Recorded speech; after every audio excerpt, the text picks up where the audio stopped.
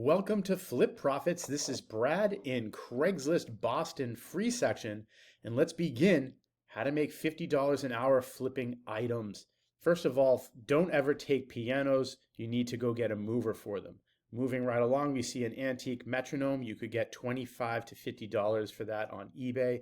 It's reasonable to mail out. Office chairs. Always do $25 to $55 if they don't have rips in them. Just to take a time out for a second, I want to point out that it's August 27th, and this is all being done in real time. You could go get these items if today is August 27th, and I've never seen any of these before. I'm just doing this on a whim. Free dryer, you could take a free dryer or washer for the metal. They're not really that great for flipping. We see miscellaneous stuff. Here is a small desk. I would skip those. This office chair, when you see them faded like that, you could take that for personal use, but you're not going to want to flip that. That's just too faded. Armchairs, if there's no fade on them, you can look up whether or not it's the low-end ones, like West Elm is like mid-level, IKEA is low-level. Look up the brand. Maybe if it's West Elm, you could do $90. Dresser drawers like this, if there's no problems with them, you could do that for $65. This office chair is no good. Guitar. Damaged flat top. You still could sell it for parts, but in general, if guitars have no problems, acoustic ones you can always do for over $50. I have flipped many an acoustic guitar over the years. Vintage exercise bike. Too bulky. Oh, the IKEA Poang chair. That's that bouncy bamboo one. If the cushion isn't too beat up, you can flip that for $25 or $30. See, with all these items, it's about the liquidity. How long can you sit on it? I have sat on items for 7 or 8 months, and then it's profitable. But you had your space used up. I don't know what kind of space you have to be storing things. Ideally, you want to take stuff off of Craigslist free section that you can sell it within the week.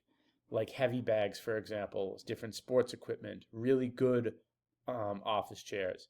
And then flipping metal, you need to be able to get a substantial pile going. Surprised I haven't seen any tires yet or college textbooks where it's fall. Kids get the wrong college textbook and then maybe they dump it on this site. I like this countertop table stool. That's good. Printers, never do them. TVs, almost never do them. One of the longest things I ever flipped was a TV. That took half a year to do that easily. Skis, perfect. Especially in Boston, always do skis. If you don't have to go far for these items, go and get them, and skis is one of them. Mattresses, never do it unless they're in the bag. People won't buy them. They think that they'll have bed bugs in them. What was that last thing I saw? Well, the grill. That grill is terrible. But normally I say, look at the burner, look at the igniter. If the burner and the igniter are okay, take the grill. Even if they're not okay, maybe take it because you can buy both those parts quite easily on Amazon to replace them. Casters, that's useless. This drawer is too ugly. That's useless. TV, yeah, especially, okay, not working. To my earlier point about too long to flip them. Here we go. Craftsman wood chipper. That's a unique one. Heavy industrial ones like this can always be fun. I like power tools.